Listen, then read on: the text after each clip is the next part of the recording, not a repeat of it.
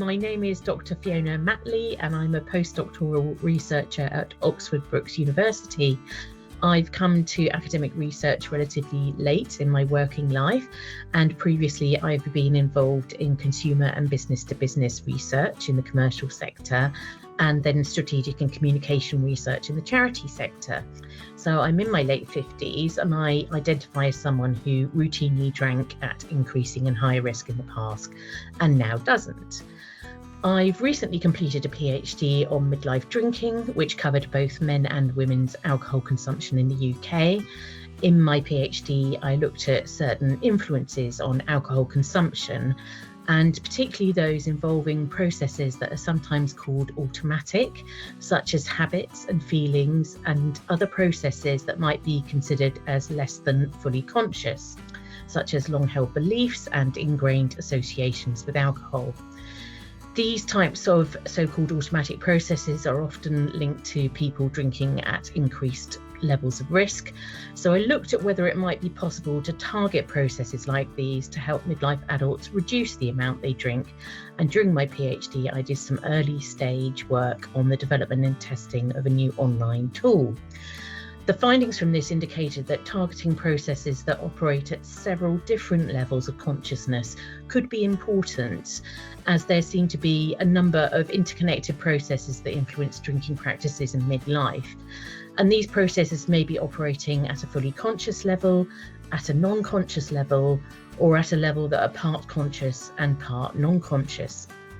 Also, at times, some of these processes may be more influential than others, depending on the situation and context. So, for instance, in one situation, people may not drink because they are driving or they need to care for others. And at times like this, we may tap into more conscious processes.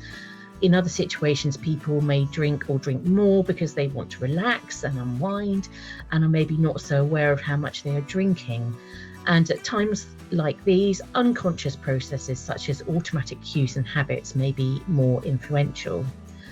In my current role, I'm working as part of a research team on a project called Spaces, which is storytelling promoting alcohol, choice, empowerment and sharing. In this project, we are looking at ways to support midlife women through relatable first-person accounts or stories, which talk about what motivated other women to cut back on drinking or stop drinking, including what they found helpful and also what was not helpful. Well, I'm sort of drawing on both my personal experience and my sort of academic research knowledge. I'd say around my mid-40s, I became aware that I was feeling unwell, not just often, but pretty much all of the time. I had a lot of really stressful and demanding things going on in my personal and work life, and everything felt really unbalanced and pretty overwhelming. So drinking alcohol, often to excess, had been part of my life for decades. I found it almost impossible to think about socialising without it. And then it also seemed like such an easily accessible and acceptable form of self-medication at times when I was finding life difficult. I suppose I'd always seen alcohol as some sort of friendly, dependable thing in my life that was always there to make the fun times better, but also take the edge off things during the difficult times. And one day it struck me that I wasn't getting much, if anything, out of drinking anymore, and it actually maybe connected with routinely feeling awful, just really tired, stressed, unhappy. I became fairly sure it was contributing to my problems rather than solving them. And it was almost as if a sort of valued, trusted long-term friend had actually been stabbing me in the back all these years. So I was full of these conflicted feelings about alcohol, because obviously lots of people around me were drinking, and probably drinking at the same levels or more than me, and I was just really puzzled by all of this. In fact, I looked around at other people my age and I wondered why it was that although many of us were more careful about our diet and nutrition in later life, and things like exercise, and if we'd had smoked in the first place, people had cut back or stopped smoking, and yet drinking alcohol persisted in much the same way. Or even if people drank a bit less, the attitudes towards drinking remained pretty unchanged. And I wondered why this was. So why was it that some people have such a huge blind spot when it comes to alcohol, but are quite mindful about other areas of their life and their health. And at the same time, I decided to have a change of direction in the work I was doing. I went back to university in my 40s to take a psychology course, which led to a master's degree and then a PhD in psychology. I was really fortunate to be able to focus on adult alcohol consumption as a research topic while studying, and I had some part-time roles working with very experienced and inspirational health researchers at Oxford Brookes University. When I started looking into midlife drinking in more detail in my kind of academic research, I was really shocked to find that 4 out of 5 people who die from alcohol-specific causes in the UK are aged between 45 and 65 years. Also, alcohol consumption is linked to many of the most prevalent chronic health conditions that often start to be an issue in midlife, such as cancer, cardiovascular disease, dementia, and mental health conditions. I have first-hand experience of caring for people whose lives have either been cut short by these types of health conditions or have been severely affected by loss of independence and mobility. And it's impossible for me to comment on the extent to which alcohol consumption has been a contributing factor in these health conditions. But from what I know now, which is largely based on research that's been published within the last 10 years, I strongly suspect that drinking alcohol may have played a part in the development of these health conditions and people's loss of independence and quality of life. So, alcohol is considered a class 1 carcinogen, which means it's in the same group as smoking tobacco and exposure to asbestos. Although moderate consumption of alcohol, and particularly red wine, was thought to have beneficial effects on the heart and circulation, improvements in research techniques now indicate that evidence supporting this is of very low quality. And many researchers today believe that there is a dose-response relationship between alcohol and various health conditions. In other words, the more someone drinks, the more susceptible they may become to developing diseases such as cancer and cardiovascular diseases. Alcohol is a neurotoxin, which means it kills brain cells, and there are implications for cognitive functioning, including health conditions such as dementia, but also mental health conditions and potentially also cognitive clarity and low mood. Alcohol in its purest form is ethanol, which is toxic to humans, and this can affect the way the body can heal and repair itself. Obviously, some alcoholic drinks contain more ethanol than others, but apart from the ethanol, we don't actually know what we're putting in our bodies because, unlike other foodstuffs, product labelling is different for alcoholic drinks. It's well known that alcohol contains a lot of sugar, which has implications for people with heart health conditions like diabetes, but also for weight management. There's obviously concerns there. There are no warnings about these potential issues on alcohol products. I think we should be given correct and up-to-date information about alcohol in the same way we have this for other food and drink products that we buy and consume. I think we should know more about the potential impact on our health in the short and the long term. People should be given information about what can help them to live healthy, independent, fulfilling lives and what to avoid. I think people who don't get a chance to enjoy that deserve better. I think we all deserve better, basically. So these days I'm in a position where I can draw on my personal experiences and professional skills as a researcher to help raise the profile of these issues. But also, if I can, I would like to support midlife women and other people find a way to make positive changes which can help support and maintain their health and well-being. For midlife women in particular, but also midlife men, they're going through a lot of social and physical changes.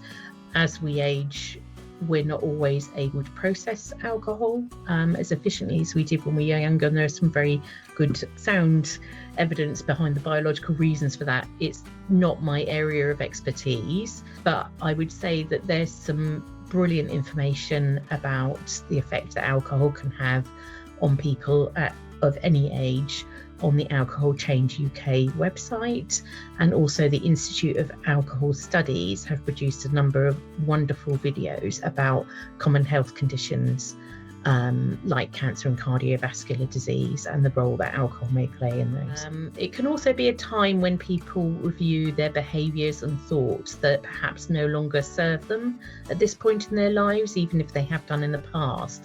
So, for instance, women may start to notice changes in the way their body reacts to things like alcohol, particularly during the menopause, as I mentioned before. It's not uncommon for people to experience transitions from one phase of life to another, and these may be marked by changes in their working patterns, their relationships and household composition, caring responsibilities for elderly parents and other members of the family, bereavements, and perhaps the onset of some of the health conditions that I've mentioned in their own lives, which are often associated with aging. So sometimes people turn to alcohol to help ease these transitions, even if alcohol hasn't necessarily featured in their lives routinely before. Sometimes midlife can also be a point where people start drinking more, particularly if they've got children that may have left home, or maybe they've had responsibilities that they no longer have. Drinking may not be helpful at this point in people's lives, and they may find on reflection that not only alcohol is not helping them, but it's actually making things worse. These days, we know far more about the potential impact of alcohol on physical and mental well-being. And while drinking may feel it's helping at the time, it rarely offers long-term solutions or a route to a healthier, more fulfilling life. I remember watching the TV series Morse and hearing a comment about drinking being a good servant but a lousy master. Obviously, that was filmed some decades ago. I would say that drinking is a lousy servant, but as a master, it's far, far worse. If someone is drinking to help solve their problems, it can easily make things worse. There may be healthier ways to care for themselves and more constructive ways to solve those problems. Sometimes people don't have access to the help and support and resources that other people do. So I think we need to be quite mindful of the way that alcohol is viewed in our society, but also promoted by the alcohol industry. I would just say it's tempting to frame alcohol use as being purely the responsibility of the individual, but actually it's a shared responsibility between society and the individual. So I just want to make that point, because I think it's really important that people don't blame themselves for getting into situations. Traditionally, at a population level, women tend to drink less than men, and that's been the way for quite some time. However, over the last few decades, what we're seeing is that there's a certain amount of convergence between the volume of alcohol consumption in men and women, and this can be due to a number of kind of social factors. This is a problem for women, even though at a population level, many may be drinking less than men, because the way that women physically process alcohol is slightly different, as I understand it. I said it's not my area of expertise, but yeah, I think due to certain hormones, biological kind of processing of alcohol is more complicated or different for women than it is for men. And actually what that means is that women don't have to drink as much in order for certain diseases to progress. I think people may have seen recently, there's been quite a lot in the press about the alarming rise of things like liver and kidney diseases. That's kind of a most well-known aspect of alcohol consumption. I think women also need to be particularly aware of the causal role of alcohol in things like breast cancer, which is something that comes as a complete surprise to most people. And as I've also mentioned before, cardiovascular diseases and dementia. There's also some research around sleep and cognitive functioning and management of menopause symptoms. So some women drink to manage their menopause symptoms, but also it's known that alcohol can actually exacerbate menopause symptoms as well, particularly things like poor sleep and cognitive functioning. There's quite a lot going on for midlife women. Basically, we don't have to drink as much in order to experience the negative health consequences, but also there's the risk with breast cancer are particularly concerning, because drinking at any level, even at low or what might be considered moderate levels, are still associated with the risk of breast cancer. It's quite difficult sometimes when you start changing your drinking patterns and people start asking you questions. And some people are fine with that, and they just go, well, I'm just not drinking as much, or I'm just not drinking anymore. And other people feel quite uncomfortable when they get asked questions. I think the other thing to say is that sometimes by being the person that's cutting down on their drinking or stopping drinking, it can also make other people feel slightly uncomfortable about their alcohol use. That's also can be a slightly tricky area to kind of navigate socially. I think the best thing to say is that it's a personal choice, and just because you've changed your drinking habits doesn't mean other people have to.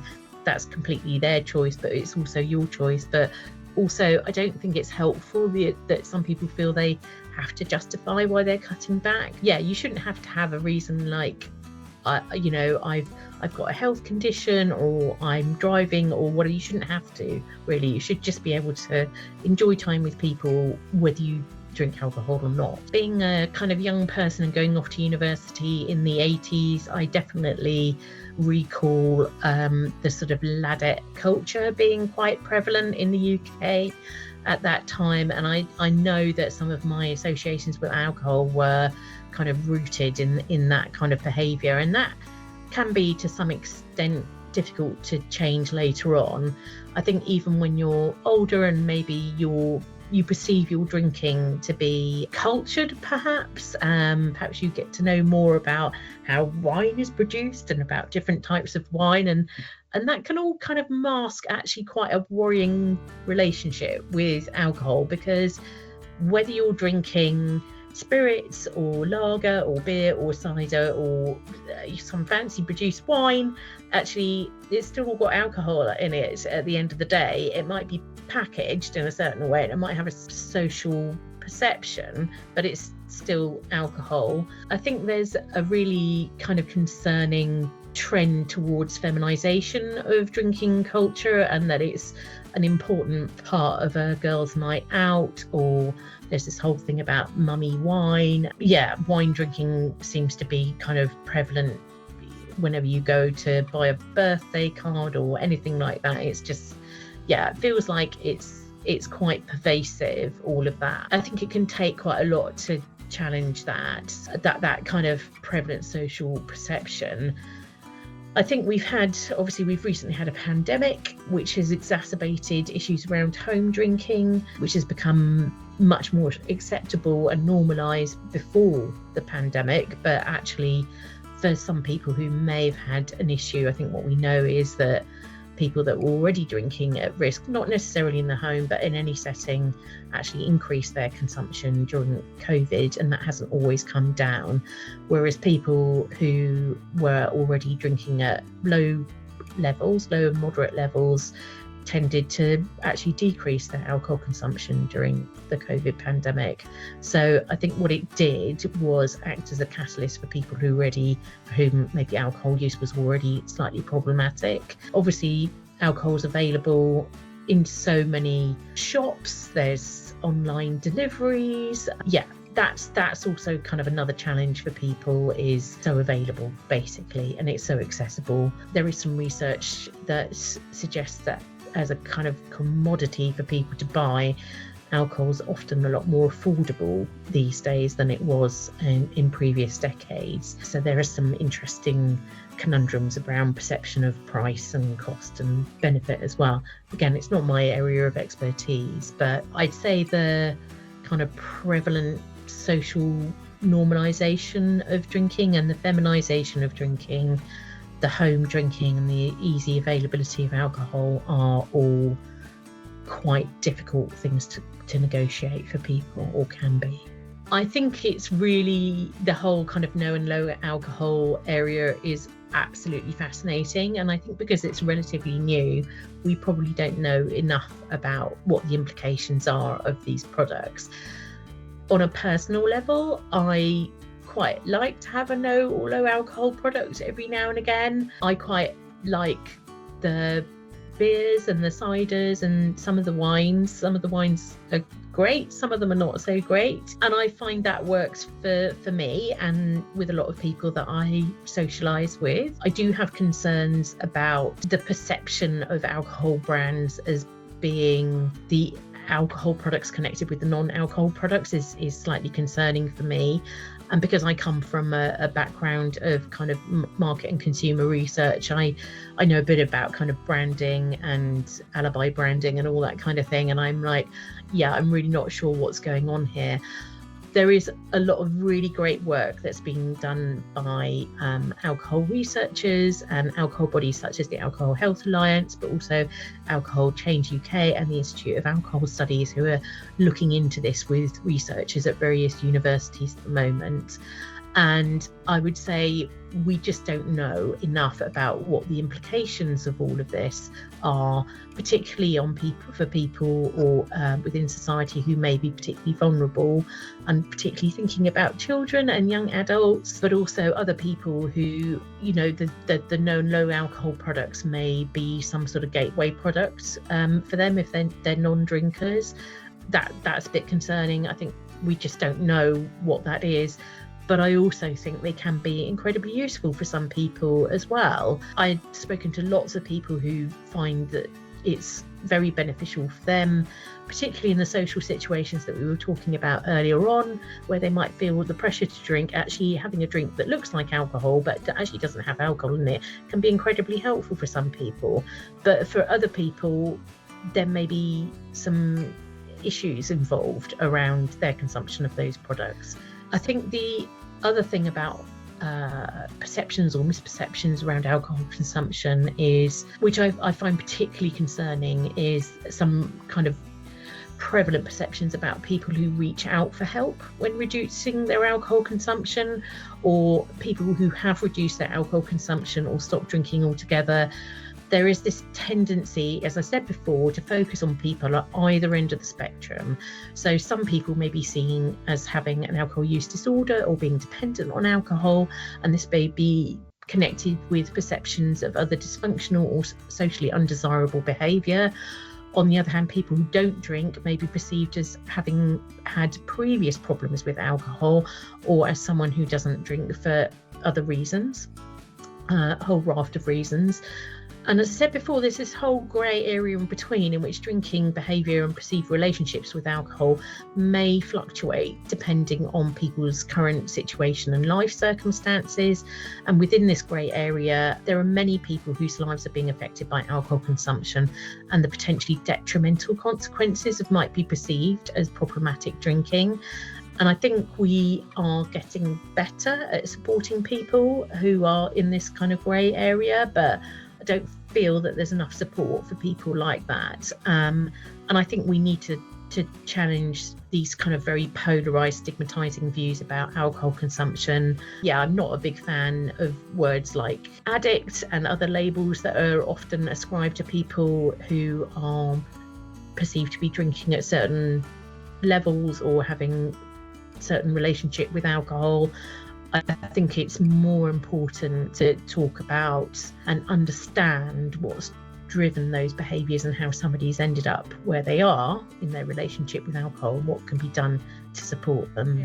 I think one of the things we know about midlife and older women is that often, if their drinking is at concerning levels, it's often not detected. Often health professionals don't speak to midlife women about their drinking, so it can be, to some extent, an underdiagnosed and an undetected problem. However, you don't necessarily need to speak to health professionals about alcohol consumption. There are other forms of support. Obviously, there's a lot of online support these days. In terms of supporting women from a sort of more holistic point of view, I would say, I'm very supportive of coming to some sort of understanding and exercising compassion, not only for others, but perhaps some self-compassion as well. Self-care is about finding sustainable ways to support your physical and mental health. I think women are really good at looking after everyone else and not always looking after themselves. Sometimes drinking alcohol can feel like that, but actually the extent to which that is true is going to depend on the individual, obviously. But I would say it's about kind of reframing how you think about alcohol and how people think about alcohol use. So I'm very much supportive of thinking about alcohol use being on a spectrum and being quite fluctuating and not ascribing labels to people. I don't think that's helpful. And I think it's important not to give permission to yourself or other people to frame reductions in alcohol consumption in a negative way as well, because some people will, but actually it's somebody looking after themselves often. So I think it's really important to keep that point in mind. I think it's really important that people feel that they have options and choices, including how and when people make changes and how they access information about alcohol and how to make changes. I'd say would be very concerned about judgmental attitudes towards people's drinking or not drinking, pressure to drink, alcohol having to be a part of social occasions and celebration and fun. I think it's perfectly possible. Most people on the planet actually find a way to have very enjoyable, healthy lives without drinking alcohol. So even though it might be perceived as an essential element of those things, it's often not. And as I said, I think midlife women, myself included, I think we deserve better. And so do many others, men included. Many people just enjoy life, if not more, much more, or the same with less or no alcohol. It's perfectly possible to do that. Just people might have different ways of getting there. Yeah, I would say if you are somebody who wants to reduce or stop drinking, remember that you deserve better health and a better life. Rather than looking at alcohol as something that is supporting you, try thinking about it as something that's maybe a barrier to getting to where you want to be and being who you want to be. There are already different approaches to supporting people out there and new ones are being developed. So keep looking for the type of support that you need and could work for you. Try looking for something that is evidence-based and properly tested. Speak to people who find something that's worked for them. And even if this doesn't work for you, take hope from this, because there could be something else out there that maybe wouldn't work for them, but does work for you. And the next thing you could try could be something that sets you on a path to a better future.